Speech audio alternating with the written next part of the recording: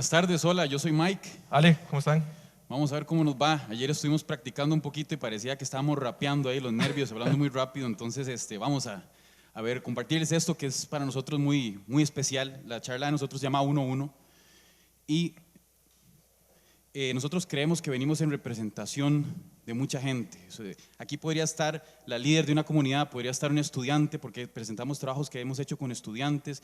Representamos a nuestra oficina de diseño y arquitectura, gente aquí de la universidad, oficinas y despachos pequeños que hemos conocido en América Latina que tenemos las mismas iniciativas. Entonces, estamos aquí en representación realmente. Y les queremos compartir rápidamente una reflexión. Y dice así: buscamos, y perdón que les lea, buscamos en la colaboración y participación promover un sentimiento de apropiación, en donde el diseñador desaparece una vez terminada la obra y el usuario y el entorno se convierten en los verdaderos protagonistas. Ese diseño que no es de autor, ese diseño que está dispuesto a dar un servicio. Lo que nosotros hacemos como diseñadores, como arquitectos, es brindar un servicio. El nombre de la persona a quien lo haga realmente es irrelevante, son los usuarios y las personas a las cuales destinamos lo que hacemos.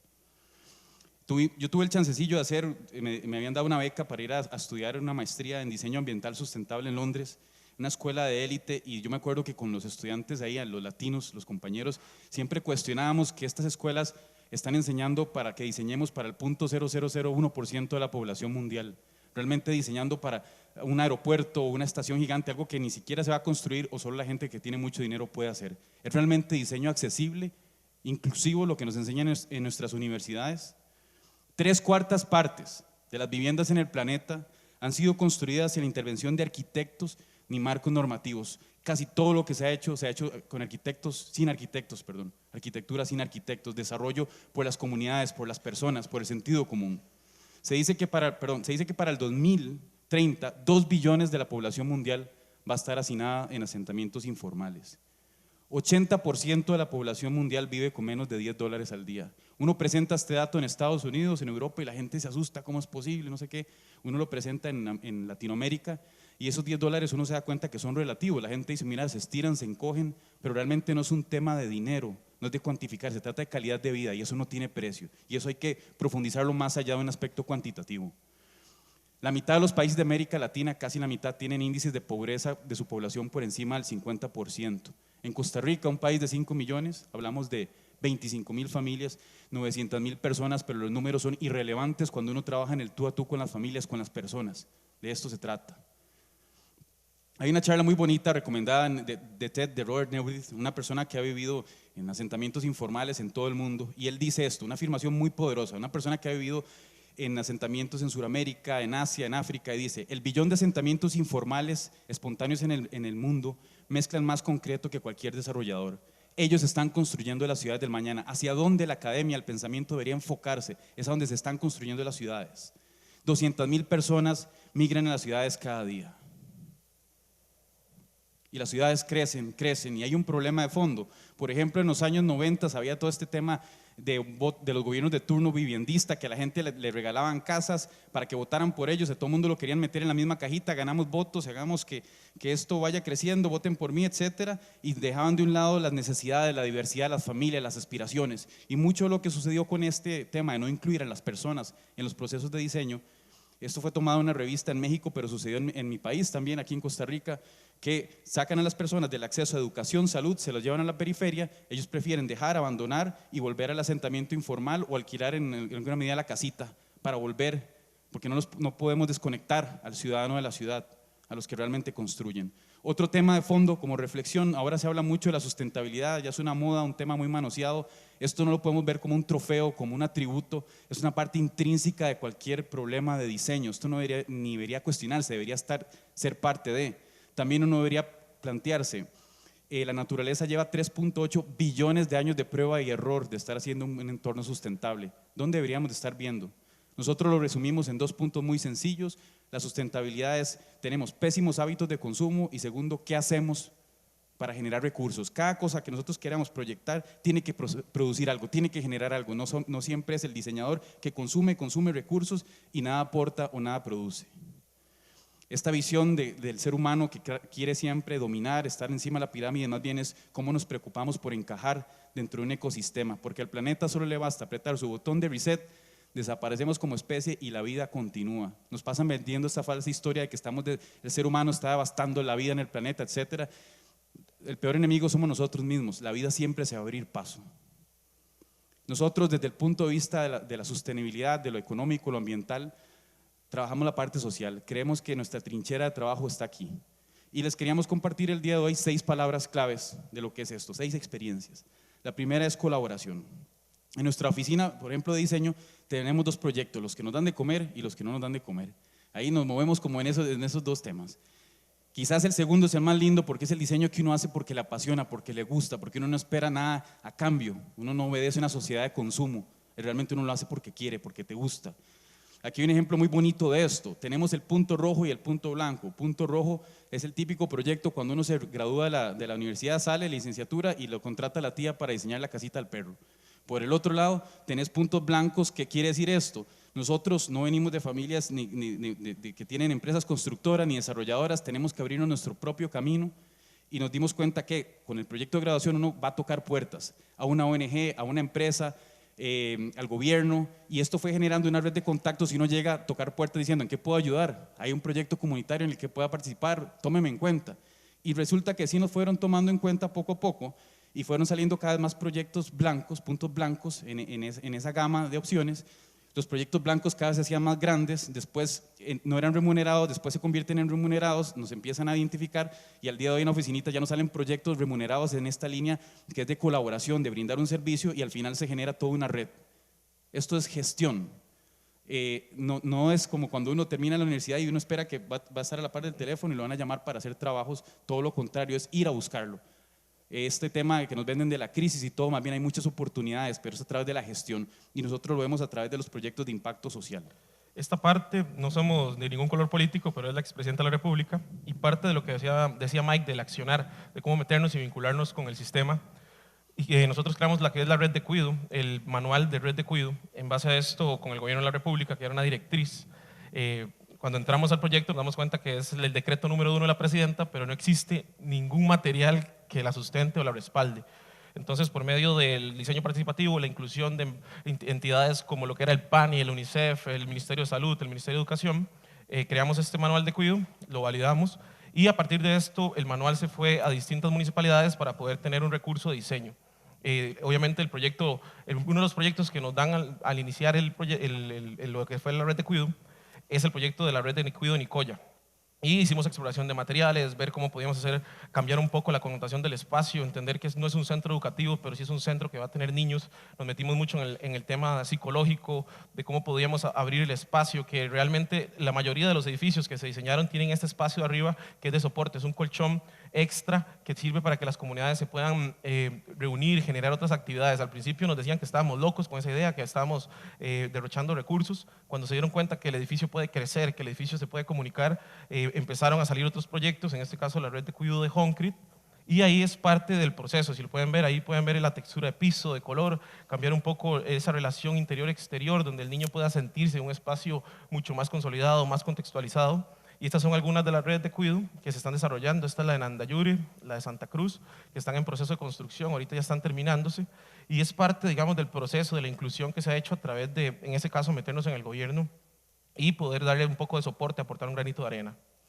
Este proyecto nos complace muchísimo compartírselos. En nuestra oficina ahorita nuestro caballito de batalla es el más importante. Resulta que en la Carpio se juntó una vez doña Alicia, una señora doña Alicia que es la líder comunitaria, y Maris Estela, que es la directora de la Fundación CIFAIS, y Maris Estela le pregunta a Alicia, la líder comunitaria de la Carpio: ¿hagamos algún proyecto aquí? ¿Qué se te ocurre? Ella se le ocurrió: hagamos una orquesta sinfónica.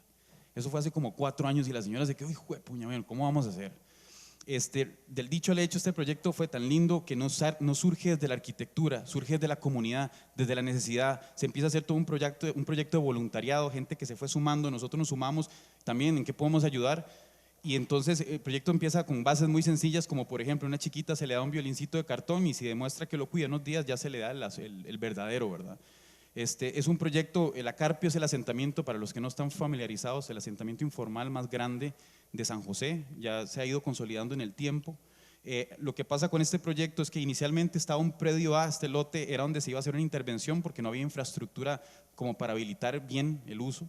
Entonces nos dicen, hagan algo ahí, pero el problema es que si hacíamos algo ahí, eso cortaba el uso del programa por unos 4 meses. Entonces la organización se mueve y consigue el lote B, que es el que está aquí abajito, y básicamente lo que planteábamos era 2 cuerpos con una rampa que integraba para tener acceso universal en todo el proyecto. El proyecto constructivamente, como decía Mike, pasó por todo un proceso, se diseñó unas 3 veces, se tuvo que diseñar. Primero lo diseñamos en concreto, teníamos un convenio con una de las empresas más grandes de concreto, pero al final se salía del presupuesto. Logramos pasar el sistema constructivo de madera y logramos bajar la mitad del costo con una de las empresas más grandes de madera del país. Ahí tuvimos la gestión de Juan Tuc y Adolfo Mejía, que son parte de la empresa. Y la parte más importante es que en este momento se convierte en el edificio más grande de madera del país y está en un asentamiento informal. Algo que es interesantísimo también fue el proceso de logística, el proceso de validación. El proyecto no tiene permisos, el proyecto pasó por todas las entidades del gobierno y se dio un permiso provisional. ¿Por qué? Porque está en un asentamiento, el asentamiento no tiene normativa. Entonces es un modelo de desarrollo distinto, es uno de los edificios más grandes en un espacio desconocido que ni siquiera es de las mismas personas, es un predio que es de Limas. Y parte de eso es cómo podemos hacer un sueño realidad, ¿verdad? O sea, Maris Estela y doña Alicia soñaron con la Sinfónica y están a 3 meses de cumplir el sueño que jamás nadie pensaba.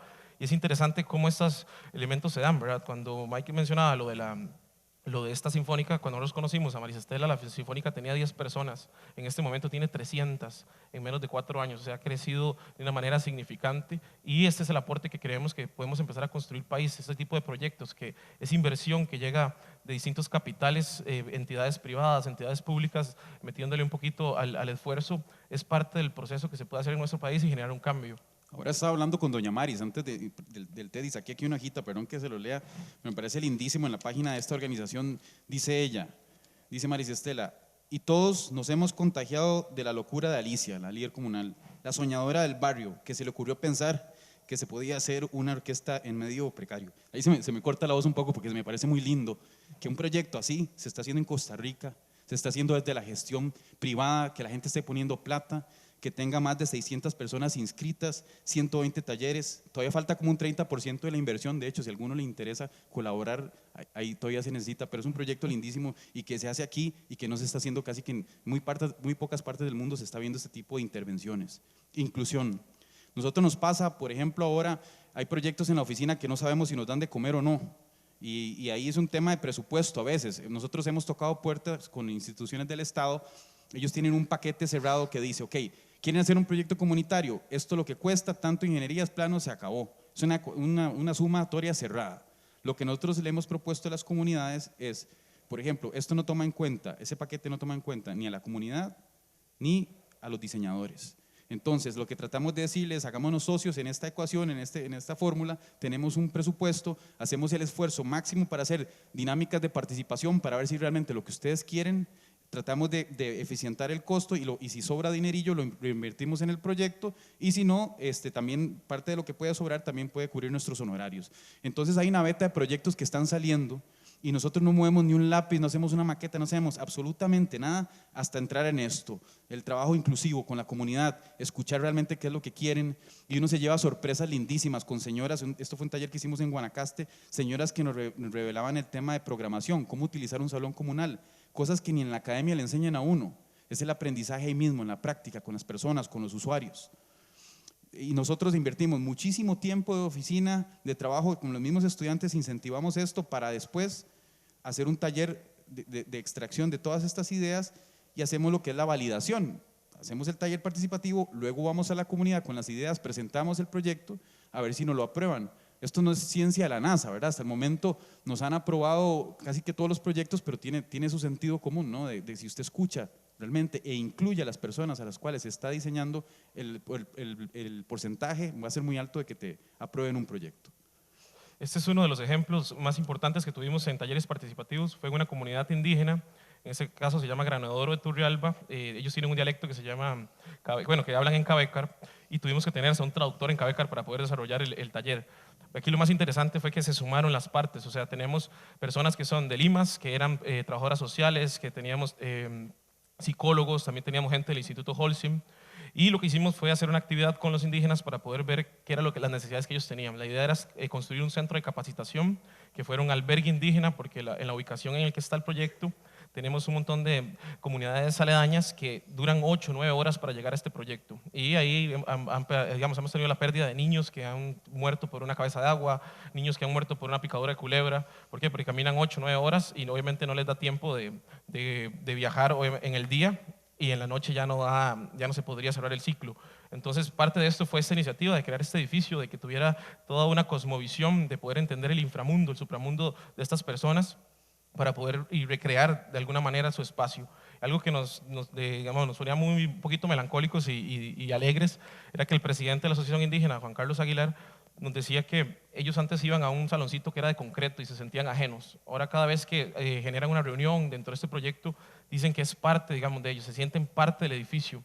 Algo que fue interesante también en el tema de los costos, intentamos darle soporte a que el edificio tuviera una biblioteca, y ahorita estamos recogiendo libros. Están bienvenidos todos los que quieran donarnos libros, ahí los estamos recogiendo. Y lo más lindo del proyecto es que el proyecto detona otros proyectos. En este caso detonó estos proyectos, este proyecto que son puentes peatonales para las zonas que están aledañas al edificio. Entonces se crea un sistema de modulación igual y un puente en madera que sirve también como soporte, porque en el momento que hay lluvias pueden albergarse temporalmente por acá los individuos. En estos puentes pasan caballos, chanchos, gallinas, perros, o sea, es parte todo de un contexto que está inmerso en el edificio. Bueno, el tercer punto es solidaridad. Este punto es parte, digamos, de la ideología que tenemos como profesionales, cómo la podemos transmitir a la academia. En este caso, trabajamos en la Carpio, mencionada anteriormente, y empezamos a descifrar varios niños que tenían un problema físico-motor. Había algunos niños que tenían problemas de columna bífida. Entonces, por medio de los estudiantes de arquitectura, empezamos a crear algunos sistemas que pudieran darle soporte, respaldo a estos niños. Obviamente buscamos todos los elementos serios del caso, buscar EVAIS y algunos elementos, digamos, que nos dijeran cuál era el inconveniente de cada niño, y por medio de los estudiantes diseñamos sillas de ruedas con materiales de desecho, esta cama. Aquí esta parte siempre me gusta esta imagen porque realmente podemos ser arquitectos, podemos ser estudiantes, lo que sea, pero yo creo que aquí es la parte humanística, que esto es lo que vale, cuando las cosas llegan donde tienen que llegar. Entonces, parte del proceso es que el estudiante pueda humanizarse un poco, entender cuáles son las problemáticas reales y solventar un problema de diseño real. Y eso es parte, digamos, de algunos procesos. Ahí en la siguiente imagen que viene van a ver esta niña que, si ven la silla de ruedas, está hecha con desechos. O sea, es un estañón que está partido a la mitad con llantas de bicicleta. Es un ejercicio de 21 días, pero que en 22 días pudo solventar el problema de una niña por mucho tiempo. Entonces es parte de esos procesos que se pueden incluir en la academia y son parte de las cátedras que, por dicha, la universidad nos abre para impartir acá en la U. Un proyecto que para nosotros fue muy valioso. Unos estudiantes deciden trabajar con una de las casitas de techo para mi país. Y me gusta este proyecto siempre contarlo, porque uno cuando comenta esto en otros foros, etcétera, siempre en audiencia, en las preguntas, está el arquitecto de mucha trayectoria y etcétera, y obras, y siempre dice, ¿por qué hacen eso? Si Techo para mi país lo que hace son tiendas de campaña madera, eso no resuelve los problemas de los precarios, y se echa toda esa hablada. Y uno le pregunta, ok, ¿usted ha hecho algo al respecto? No, se acabó la conversación. Por lo menos no se trata de defender o no a Techo, se trata de decir, hagamos algo. Y a los diseñadores sí nos compete poder apoyar ONGs o iniciativas como las que Techo hace. Estos estudiantes deciden trabajar con una casita de techo, trabajan con la familia en el tú a tú y hacen una intervención muy sutil, digamos, con esta materialidad. Ojo, aquí nosotros le decimos a los estudiantes, cuando hacen trabajos, el dinero no es problema, nunca va a ser problema porque no hay. Entonces tienen que ver cómo diablos hacen para conseguir los recursos. Entonces, si ven mucho material reciclado, etcétera, pero no es por una moda de trabajar con material reciclado, sino es para bajar costos y accesibilidad. Ellos trabajan en el tú a tú y aquí se convierte en un vínculo. Nosotros creemos que realmente la arquitectura y el diseño se convierten en esa excusa perfecta para construir relaciones humanas. Y se hace lo que se promete, se trabaja con esta familia y se logra este diseño que era un espacio de transición en la casita para techo. Construir como una extensión. Esto es algo que fomentamos mucho en la universidad, en la experiencia áptica de trabajar con los materiales, esto que a veces se pierde mucho en el mundo digital, ¿verdad? Tener materiales en los talleres de fabricación, cortar las piezas, todo esto es un proceso de trabajo que te desarrolla intelectualmente y también tus capacidades manuales. Había un proyecto muy bonito de Techo para mi país, ellos juntan dos casitas y hacen lo que se llama una CDT, de techo, estudio y trabajo. Había una en Guararí, un asentamiento informal en Heredia que se veía de esta manera, era como un búnker, estaba cerrado, no se utilizaba, y los estudiantes deciden hacer una intervención en la fachada, querían abrirla, que realmente funcionara como un centro de convergencia en la comunidad. Entonces se da todo este proceso de gestión, ellos gestionan con una empresa de bambú para que les donen las piezas, les donen la madera, se agarraron de la madera que sobra de las construcciones de techo para hacer estas puertas que quedaron fabulosas, se va al sitio, se desmonta la fachada, se desmontan los paneles, perdón, y se ponen estos paneles abatibles para abrir la cubierta, encima se instala una estructura de bambú con un techito de lona que se consiguió también de donación, y al final, como les decía, se produce esta experiencia de contacto, de trabajar en la comunidad, una experiencia que va en dos sentidos, los estudiantes y la comunidad aprendiendo conjuntamente. Los niños muy contentos con la intervención, y yo creo que esta foto para mí dice mucho, porque a veces la gente va a hacer estudios o trabajos, asentamientos informales, y toman muchos datos, hablan con la gente y todo, y nunca pasa absolutamente nada. Es importante que cuando uno establece un plan de trabajo con una comunidad sea extendido y que lo que se dice se cumple. Esto genera vínculos, esto genera relaciones, esto genera credibilidad. Por ahí me decían una vez un colega que es que estas intervenciones son efímeras, esto no era nada. Me decía doña Alicia hace como una semana, la líder de la Carpio, decía, es que sea efímero es lo menos importante, lo más importante es el trasfondo que esto hace, esto construye comunidad, esto genera vínculos, esto genera relaciones. Y aquí en la parte que le decimos mutualismo, este lugar en Guararí, típico lugar que sale en la prensa amarillista, ahí matan, venden drogas, esta sociedad de consumo que nos dicen que son los peores lugares, y cuando usted está ahí se da cuenta que las personas de escasos recursos no quieren que les regalen absolutamente nada. Lo que quieren es una oportunidad como cualquiera de ustedes o nosotros hemos tenido. Y eso es una parte muy importante de entender, no es un falso sentido de filantropía de ir a salvar el mundo y cambiar las cosas, sino realmente es trabajar en el tú a tú, ser solidarios, darnos la mano. Y ahí siempre estábamos y nos daban la mano, nos apoyaban los niños. Si queremos cambiar nuestras ciudades, empieza por los niños. Es impresionante el proceso de cambio, cómo los incluimos. Siempre estaban ahí. Usted llega a la comunidad y le pregunta a un chiquito, ¿qué quiere ser cuando sea grande? Y te dice reggaetonero, futbolista, no quiere decir que sea nada malo, pero después de la experiencia el niño ya te dice, no, mira, tal vez ingeniero, arquitecto. Entonces empieza a ver toda una relación en donde realmente se compenetra uno. En estos lugares también hay maestros de obras, personas que son maestros en construcción, que más bien nos dan una cátedra en sitio de cómo hacer una cimentación, cómo hacer una fundación, y se da este contacto verdadero del uno a uno entre las personas. Y en el empoderamiento, al final se produce este fenómeno de transformación. A unos estudiantes les pedimos, había un proyecto que querían hacer de juego en una comunidad, en Barrio Nuevo. Ellos van, toman fotos, y esto es lo que encuentran de los niños. Uno ve estas fotos y se deprime, dice, esos chiquitos viven como en una cárcel. Pero se hizo totalmente a la inversa, un ejercicio que se ha hecho en otras partes del mundo, que era, se les dan cámaras desechables, van, toman fotos los niños, se hacen talleres de diseño participativo, se dibuja, se maquetea, y con los niños se empieza a descubrir dónde están las oportunidades de juego que ya de por sí ellos han encontrado. Y lo mismo sucede aquí, una intervención sencilla con materiales accesibles, y los estudiantes plantean este pliegue que era portátil, y como fue como amor a primera vista, los niños realmente lo agarraron, lo empoderaron y lo empezaron a poner donde ellos creían que estaba la oportunidad de juego. Otros estudiantes invirtieron 6 meses solo en hacer taller participativo, solo en conocerse, en escucharse, en entender cuáles son las necesidades. Ahí es la inversión de tiempo, ahí es donde se produce la calidad de vida. No se trata en cuánta plata vas a conseguir, sino en conocerse, escucharnos. Muchas veces las soluciones ni siquiera tienen que consumir mucho recurso. Y ellos trabajan, hacen una propuesta con la comunidad, es un saloncito comunal que Techo también nos había facilitado materiales, se le presenta a las líderes comunales, ellas súper orgullosas, este es mi proyecto, evidentemente es el proyecto porque ellas fueron parte de, y los estudiantes tenían que mostrar, hace varios meses atrás, la universidad aquí hace una muestra de arquitectura, y el stand de nuestro taller era el único que no tenía maquetas, y ellos orgullosamente pusieron este rótulo, nuestra maqueta está afuera, y efectivamente la habían construido aquí a la par en el parqueo a escala 1:1, se desarmó y luego se llevó al sitio. Esto fue hace como unos meses atrás que ya se pudo construir en el lugar, en el asentamiento informal. Todo se construye aquí, todo se fabrica, todo este material prefabricado que se lleva, las laminitas, las piezas de bambú, todo el mundo forma parte de esta cultura activa. Por ejemplo, las señoras nos decían en este caso que ellas querían intervenir en Guararí también las casitas. Hicimos un ejercicio que se ha hecho en otras partes del mundo, que era intervenir las fachadas con pintura.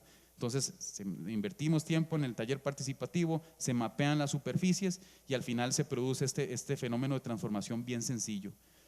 Recuerdo un colega que decía esto no es arquitectura, esto es un trabajo comunitario.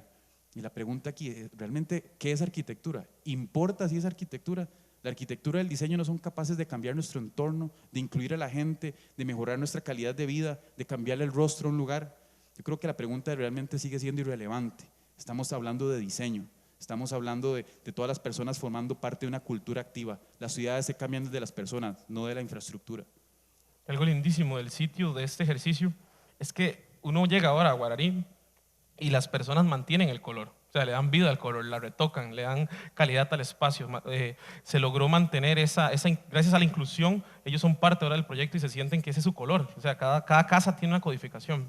Y este es uno de los juegos o bueno, dispositivos más interesantes que se desarrollaron en el taller, que era una niña que tenía oxígeno dependiente. Imagínense esta niña todos los días para el EVAIS, para la clínica, para la escuela, con este cilindro de oxígeno, o sea, que casi que el cilindro es del tamaño de ella, o sea, era una cuestión súper complicada. Detrás de eso está la mamá, la abuelita, el papá intentando llevarla de lado a lado. Entonces se le fabrica un scooter y lo más lindo fue que se llegó el scooter, estaban todos los chiquillos por ahí viendo porque era un juego súper interesante y se convirtió en la chiquilla más cool de todo el precario. Todo el mundo quería jugar con ella. Entonces fue interesantísimo porque después le dimos unas postalitas de Hello Kitty y la niña le pegó las postalitas al cilindro y se fue a jugar y todos los niños querían jugar con ella. Entonces era como volverla a meter dentro del sistema. Era parte otra vez de ese sistema que se había perdido porque ella le daba pena tener eso a la par. Pues yo la veía sentadita a la par, donde el cilindro a la par y las muñecas ahí. O sea, ya no era parte del sistema convencional para los niños. Entonces, parte de esto, parte del proyecto tan pequeño se puede generar un detonador de cambio. O sea, algo tan de pequeña escala puede generar un gran cambio y es parte de la ideología de la que queremos desarrollar.